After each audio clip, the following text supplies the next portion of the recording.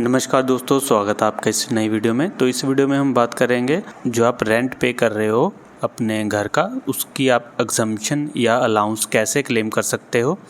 तो एग्जम्पशन तो जो आप क्लेम करते हो वो आप हाउस रेंट अलाउंस के थ्रू आप उसकी एग्जम्पशन क्लेम कर सकते हो। अगर आपको हाउस रेंट अलाउंस अपने एम्प्लॉयर के थ्रू नहीं मिल रहा तो आप उसकी डिडक्शन क्लेम कर सकते हो अंडर सेक्शन 80GG।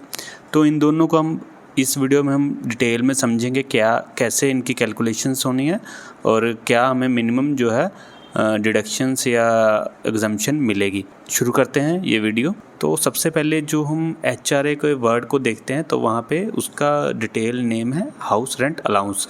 जो आपकी सैलरी होती है उसी का कंपोनेंट होता है हाउस रेंट अलाउंस। तो ये आपके एम्प्लॉयर ने आपको पे किया होता है आपकी रेंटल एक्सपेंसेस को जो आपने इंकर किए हैं।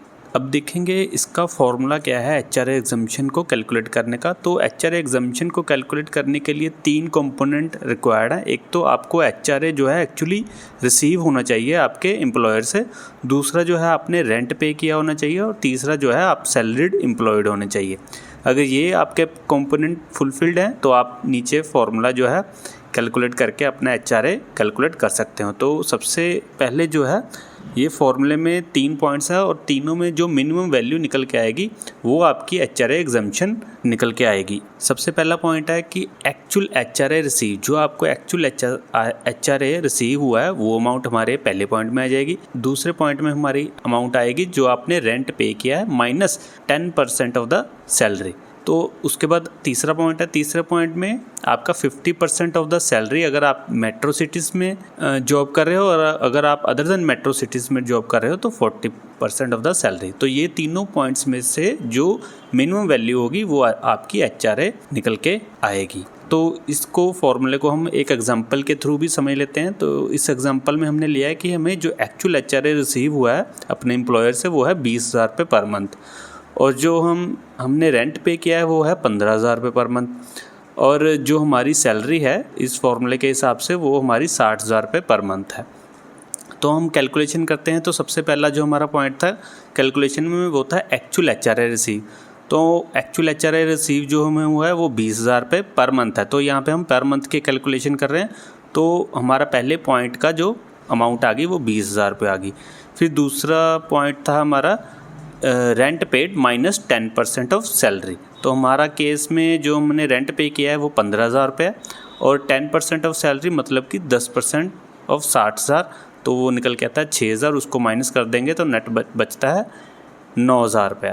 ठीक है। और तीसरे पॉइंट में आता है हमारा 50% ऑफ सैलरी अगर मेट्रो सिटी में है या फिर 40% ऑफ सैलरी अगर नॉन मेट्रो सिटी में है। तो हम मान लेते हैं हम मेट्रो सिटी में है तो हमारी जो सैलरी 60,000 है उसका 50% निकल के आया 30,000 रुपये। तो इन तीनों पॉइंट्स में से हमारी जो मिनिमम वैल्यू निकल के आती है वो आती है 9,000 रुपये। तो यहाँ पे हमारा HRA एग्जम्पशन निकल के आ गई है 9,000 रुपये, और जो हमारा बैलेंस 11,000 रुपये है वो हमारा HRA का टैक्सेबल पोर्शन हो गया जो हमारी सैलरी में ऐड होगा जिस पे हम टैक्स पे करेंगे। तो अब ये तो हमने HRA की कैलकुलेशन देख ली, फॉर्मूला भी उसका सीख लिया। अब HRA को अपनी इनकम टैक्स रिटर्न भरते समय कैसे उसकी एग्जम्पशन को क्लेम करना है। सबसे पहले जो है HRA जो आपकी सैलरी का पार्ट होना चाहिए और वो सेक्शन 17(1) में इंक्लूड होनी चाहिए उसकी वैल्यू। और फिर जो आपकी ये फार्मूले से आपकी वैल्यू निकल के आई है उसको आपने एग्जम्पशन क्लेम करनी है अंडर सेक्शन 10 में। इस तरह से आप अपनी HRA की एग्जम्पशन को क्लेम कर सकते। इसके बाद हमारा पार्ट आता है अगर आप जो है रेंट पे कर रहे हो पर जो आपको आपका एम्प्लॉयर HRA नहीं प्रोवाइड कर रहा है तो आप उस केस में क्या करेंगे। उस केस में आप जो है सेक्शन 80GG करके एक डिडक्शन आपको मिलती है, वो आप डिडक्शन के थ्रू आप अपने एक्सपेंस को क्लेम कर सकते हो। तो यहाँ पे पहला पॉइंट ये है कि आप जो है HRA और 80GG ये दोनों को एक साथ क्लेम नहीं कर सकते, आप इन दोनों में से कोई एक ही क्लेम कर सकते हो। तो अब हम बात करेंगे 80G को आपने कैसे क्लेम करना है और उसका फॉर्मूला क्या है। तो 80G को कैलकुलेट करने के लिए भी 3 पॉइंट्स है और 3 पॉइंट में से जो मिनिमम वैल्यू निकल के आएगी वो आपकी 80G में आपको उसकी डिडक्शन अलाउ हो जाएगी। तो सबसे पहला पॉइंट है जो है वो है 5,000 रुपये पर मंथ वैल्यू। दूसरी अमाउंट जो है हमारी 25% of the adjustable total income. Adjustable total income क्या है इसको हम आगे देखते हैं। इसके बाद हमारा तीसरा पॉइंट है actual rent minus 10% of the adjustable total income. तो ये हमारी तीनों पॉइंट्स में जो मिनिमम वैल्यू निकल के आएगी वो हमारी डिडक्शन में क्लेम, उस डिडक्शन को हम क्लेम कर सकते हैं अंडर सेक्शन 80GG। तो यहाँ पे हमने एक वर्ड रीड किया था एडजस्टेड टोटल इनकम। और एडजस्टेड टोटल इनकम क्या है? एडजस्टेड टोटल इनकम का मतलब है आपकी जो आपके 5 हेड हैं उनकी आपने टोटल इनकम कैलकुलेट कर ली, उसमें से आपने माइनस कर देना है long term capital gain, short term capital gain और इनकम अंडर सेक्शन 115A और 115D।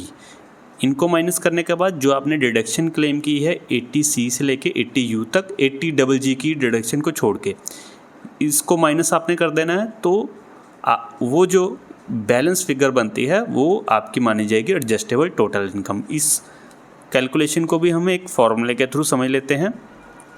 मान लीजिए हमारी जो एडजस्टेबल टोटल इनकम निकल के आती है वो आती है 5,45,000 रुपये पर एनम के पूरे साल के, और जो हमने रेंट पे किया है वो 15,000 रुपये पर मंथ पे किया था। तो यहाँ पे हमारा पहला पॉइंट क्या था कि डिडक्शन क्लेम करने के लिए, तो पहला पॉइंट था 5,000 रुपये पर मंथ, तो उसकी हमारी वैल्यू निकल के आ गई 60,000 रुपये। दूसरा हमारा पॉइंट था 25% of the adjustable total income. Adjustable total income हमारी है 5,45,000 रुपये और उसका 25% करते हैं तो हमारा निकल के वैल्यू आती है 1,36,250 रुपये।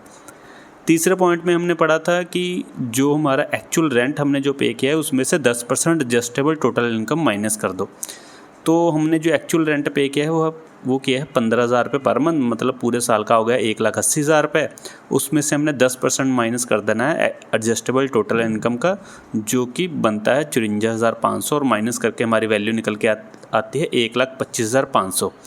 तो इन तीनों पॉइंट्स में से हमारी जो मिनिमम वैल्यू निकल के आई है वो आई है 60,000 रुपये पर मंथ, 60,000 रुपये पर एनम। तो यहाँ पे जो हमारी 80G में हम डिडक्शन क्लेम करेंगे वो करेंगे 60,000 रुपया पर एनम। तो ये था कि HRA और 80GG को आपने कैसे उसकी कैलकुलेशन करेंगे, उसका फॉर्मूला क्या है।